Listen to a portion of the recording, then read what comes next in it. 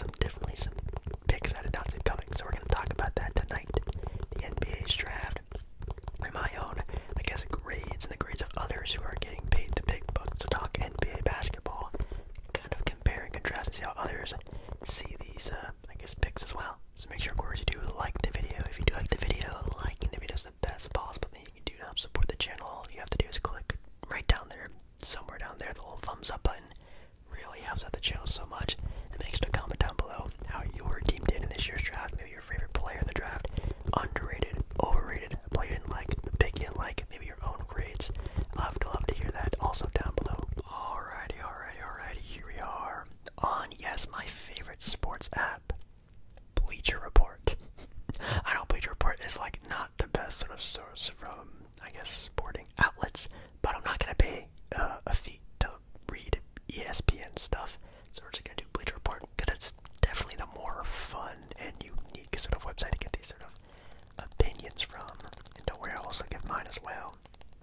Here we have the NBA's first round draft. Now, if you guys want to talk about the second round or all the trades that happened during the second round, we can talk about that at a later date, but we're gonna stick to the first round.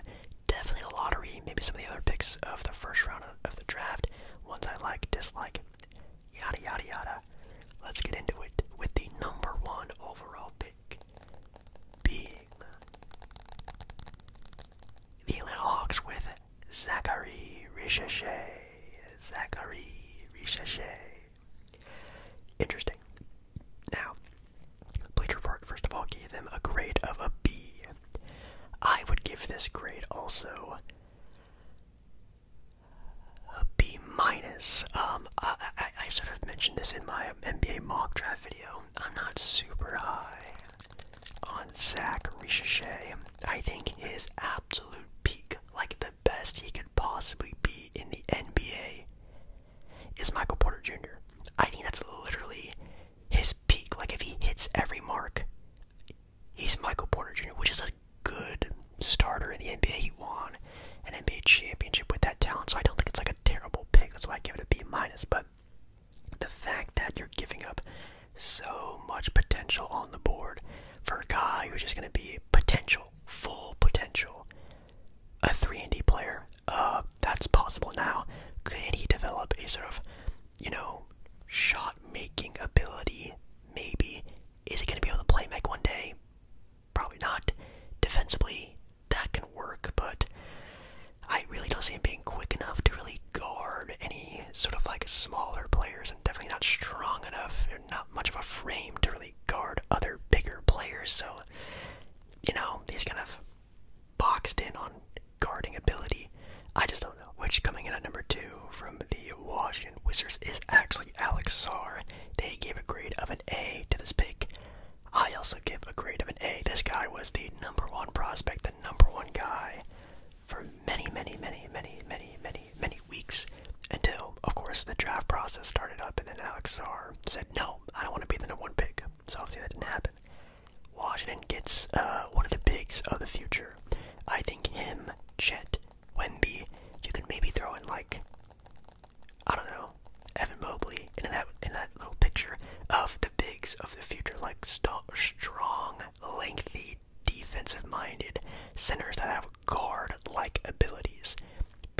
These guys can guard legitimately guards, forwards, and centers. These guys can guard every position in the NBA, and Alex Sarr would be added to that list of players that can really do that. And also with his ball handling skills, if you see him running in transition, he runs the court like a guard. He dribbles the ball like the guard. And I think honestly all he has to really do is develop a more consistent three-point shot, which we did see from time to time during his time in the Australian Basketball League over there, playing in Perth. I think he has the opportunity to become one of the next great bigs up there, potentially with Wemby and Chet. Maybe not as good, but like a top 5 center in the NBA one day, absolutely yes. At number 3, we have the Houston Rockets taking Reed Shepherd. Reed Shepherd gets a grade of a B+. B+. I think I would agree with that. I think they got a position of need, which is a guard of the future. They have, Jalen Green and Jabari Smith Jr. They have Alfred Sengun, you have a center, a shooting guard, and a forward. Sure, they could have went another forward potentially, but then again, you already have Tari Eason and Cam Whitmore and Amin Thompson. You have enough 6'6" guys who can sort of fill that extra role. What they don't have is a point guard of the future. Now, Reed Sheppard isn't the perfect point guard. I think he would probably actually prefer to be the shooting guard of a team. But with his size being about 6'2" and the playmaking ability he showed sparks in playing for Kentucky, I think averaging around almost 5 assists a game. I think if he sort of develops a mindset of a point guard, sort of becomes a new playmaking ability, coming off the ball a lot, being a great three-point shooter, that can be a fiery pick and potentially be the best player in this draft, almost like a diet version of Steph Curry. I think he's obviously going to get that sort of heights, but I think if he gets that playmaking ability down, being a really solid defender as well at that position, I think this could potentially be, again, one of the best, if not the best, player in the draft. At number 4, we have the San Antonio Spurs selecting Stephon Castle. Interesting. It gets a grade of an A-. And honestly, any guard San Antonio picked at this point in time would have been like an A-, B+. I think they definitely got the best guard available with Stephon Castle. I would also give it, actually, I think I would give it an A. I think the Spurs really need defense badly. Their best defender right now on the perimeter is maybe Devin Vassell, and that's yikes. But having Victor Wembanyama in the paint and then Stephon Castle on the perimeter is going to give teams hell for the next 10 years in the NBA. That's going to be insufferable for teams to try to get around and get through. And I think that's going to be super fun to watch. Any guard, whether it was Stephon Castle, Reed Sheppard, they could have had some other players like Nikola Topic or Rob Dillingham. There's a lot of guards out there that would have been really good at the spot. And honestly, any one of those guards pairing up with Victor Wembanyama, it's going to be the next guard-center duo that we're going to be talking about 30 years into the future, looking back and saying like, oh my god, the run that Victor Wembanyama and ex-point guard had was amazing. It just so happens to be Stephon Castle. At number 5, we have the Detroit Pistons selecting Ron Holland.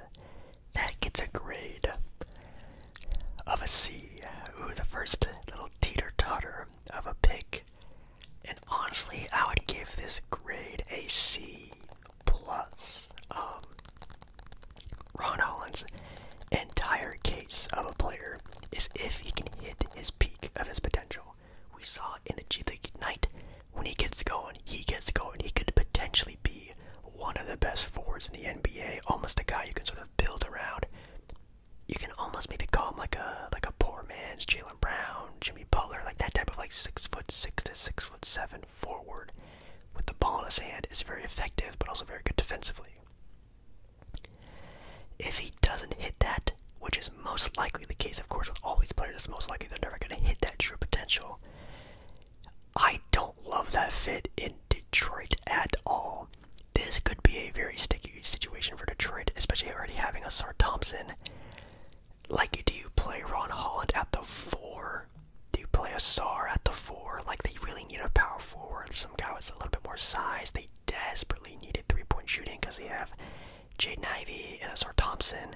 Now they have Ron Holland. Cade is a decent to good three-point shooter. Sometimes, like, they needed three-point shooting, they didn't get anything with that. And if Ron Holland doesn't hit and doesn't develop, this guy could maybe not even hit a second contract. Like, that's a rough they could get for Ron Holland in Detroit. At number 6, with the Charlotte Hornets, they take Tidjane Salaün.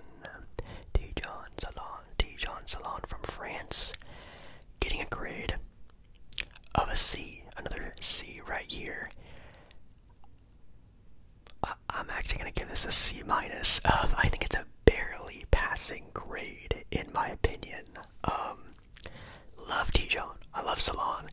One of the players I actually watched and carefully looked at the most in this draft. Now, I'm not a scout or an NBA expert, but I've, for a handful of years, been really, really watching the draft and the process and looking at these sort of players. And man, this guy looks like if he hits his true potential can be like a diet, a very, very, very diet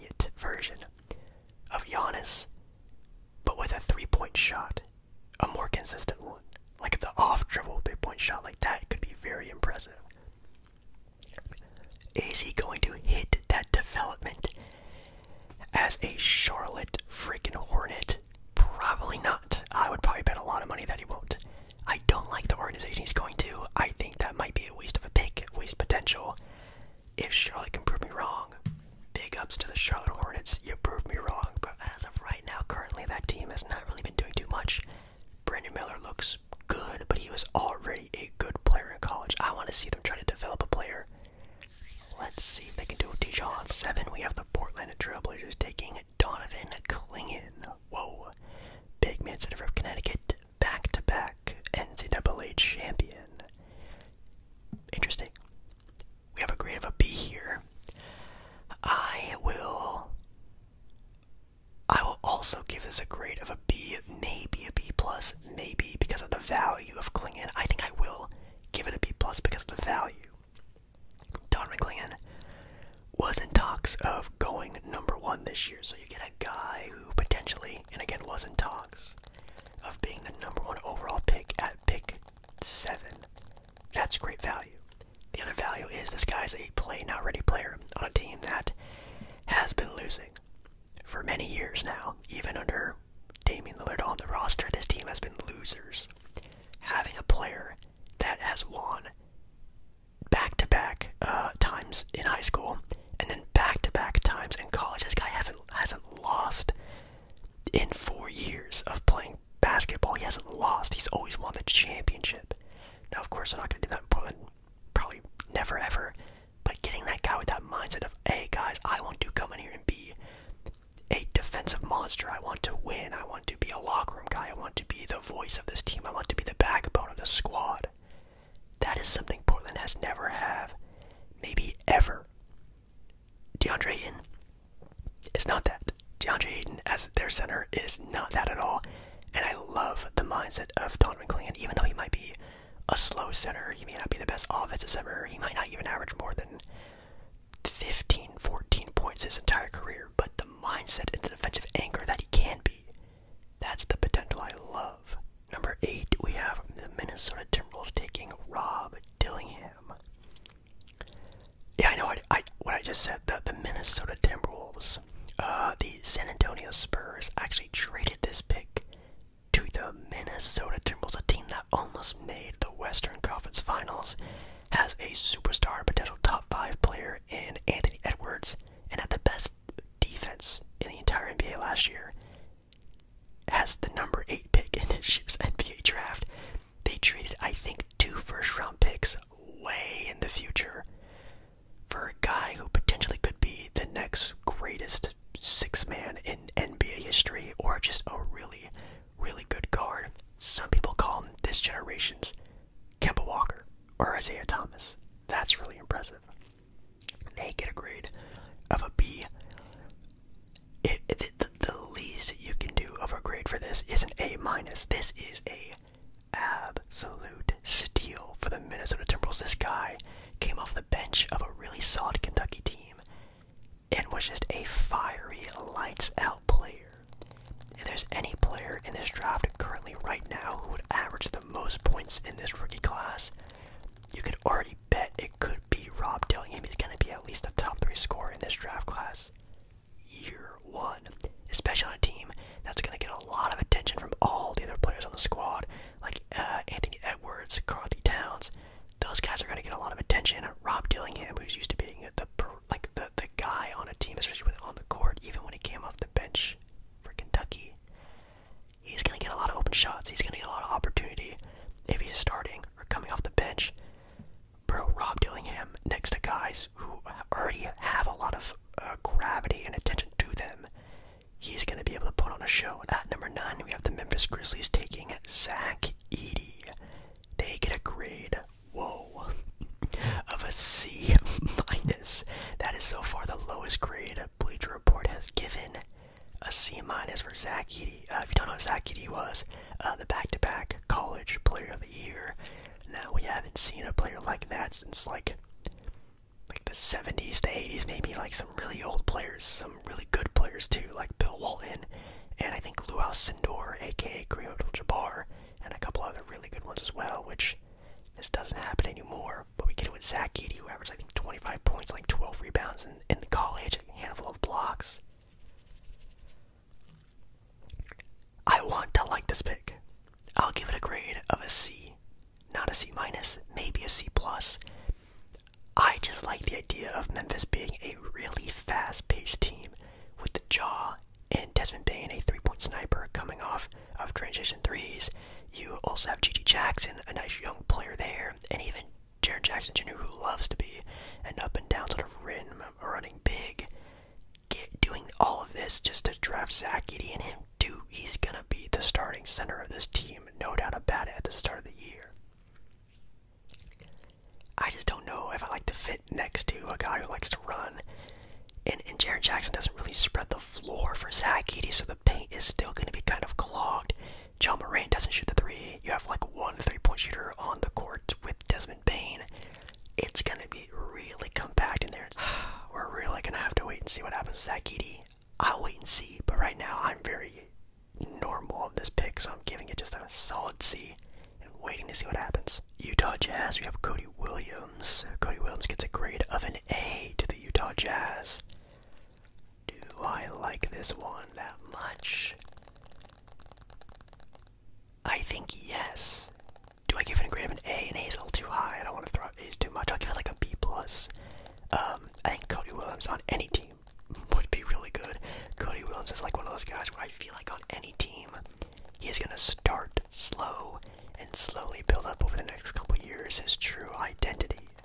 Now for some teams, that true identity could be almost like a crafty scoring, almost like a Jason Tatum-like player, driving to the hoop, finishing, ball handling skills, playmaking ability. He showed that being at some points in time the point guard for Colorado. I think he played point guard in high school as well.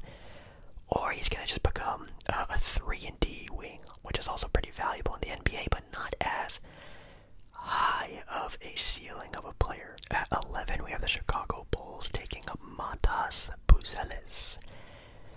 Yeah, if you saw this on draft day, you know how crazy this was. He was literally just bawling his eyes out. His brother was bawling his eyes out too. He's from Chicago. That's why he was so emotional, because he was from the area. I'm sure he was a Bulls fan. Obviously playing for the Bulls, Michael Jordan, that whole thing about international play as well. Like, everyone loves Michael Jordan, everyone likes the Bulls. And man, I bet that would be very emotional. They get a grade of a B+. I'll give it a B, only because, man, Chicago is so iffy right now, and I don't know how to feel about them. I like the Buzeles pick. I think that team does need a power forward. I hate DeMar DeRozan being the starting power forward for that team. Of course, Patrick Williams, that didn't really work out, so you get another chance at Matas Buzeles being your starting power forward. Maybe you start him at the 3 for a little bit, but he's going to be that 4-man. He's 6'10", very skillful, can rebound. Hopefully he can shoot the ball a lot better. Really athletic as well. It's good. But, the Bulls aren't really known as developers of the NBA. At 12, we have the OKC Thunder taking Nikola Topic. Wow, at pick 12. This guy had buzz of being the number 2 overall pick a couple months ago, I should say. But of course, injury concern really tormented his season. This gets a grade of an A-. I think I personally would give this grade for the value of the player and the risk that you're taking. I'll give it like a B+, maybe. That team is just so interesting because, of course, OKC literally had the best record in the West. You have SGA, you have Lou Dort, you just traded for Alex Caruso, you drafted a point guard last year in Cason Wallace. That is 4 guards already. You add a 5th guard to that bunch. Where the hell do you put him?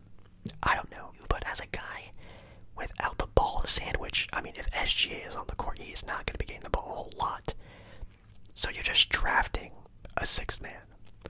Unless they just see how he does and then potentially just trade him for like a superstar in the next couple years, which does make a lot of sense. He's injury prone. Maybe he doesn't even play this first year. We'll have to wait and see. But right now, he could either be a solid piece off the bench on a championship contender or just some trade bait for a future star. The Sacramento Kings at 13 take Devin Carter, super scrappy player out of Providence. This gets a grade of an A. I would probably give this grade a B. A B? Maybe B plus, maybe. They definitely need size. I think that's the biggest thing about the Kings. They need some depth at the big man position, whether it is a power forward or a center. They have Sabonis, and that's about it. Getting a guy who is a junior, I think it was a junior in college, who averaged nearly 20 points, a lot of rebounds, scrappy defender, high basketball IQ. I think him taking over that the Davion Mitchell role is going to be an easy plug and play for the Sacramento Kings, and I like it, but not really a position of need because they still desperately need some size on that team. And then with the 14th pick, the Washington Wizards select Bub Carrington. Yeah, I did say the Washington Wizards. This was actually the Portland Trailblazers pick a handful of hours before the draft, but Blazers traded that pick for Denny Avdia. There's a couple of ways of pronouncing it. It's kind of hard, but Denny. If you don't know, Denny from the Washington Wizards was or is almost like a do-it-all forward. He can score. He can defend. Actually, he's definitely more of a defender than a scorer. He can control the ball. He's like almost like a diet version of like a Franz Wagner. I think he's on that sort of like way to becoming that. Just not that level yet, but last year he shot like 37% from three. Really improved as a defender, and his contract is super team friendly. I mean, that is, I don't want to say a steal for Portland, but man, Joe Cronin finally did something pretty good for the Portland Trailblazers and getting Denny. Washington gets Bub Carrington, who was a super solid point guard from Pitt, and now you look at the Wizards getting the point guard of the future, potentially their big man of the future. Honestly, that team is really going to suck, and that's also why they traded Denny, because Denny was actually slowly starting to becoming the Wizards' best player. The Wizards want to be bad. I think they traded away potentially the best player on their team. Maybe this year could have potentially been that, and just going all tank, which I respect. Yeah, guys, that is the NBA's lottery, the lottery picks in this year's draft. Pretty interesting. I mean, a top 10 pick got traded. We had a trade in the late lottery with Portland and the Wizards, and man, a lot of players flip-flopping around and falling and dropping, and some going way higher than they should have probably gone. It was pretty exciting. Some other draft picks I really enjoyed. Of course, the number one, and maybe possibly the best sort of at the moment draft pick available, is the LA Lakers, which is why I'm wearing my Lakers shirt today, with Dalton Knecht at 17. Dalton Knecht had buzz of going top 5. He's arguably, besides Zach Edey, the best player in college basketball, the best American player, and the Lakers, you need a plug-and-play player right now who can score, who is athletic, who has that defensive upside.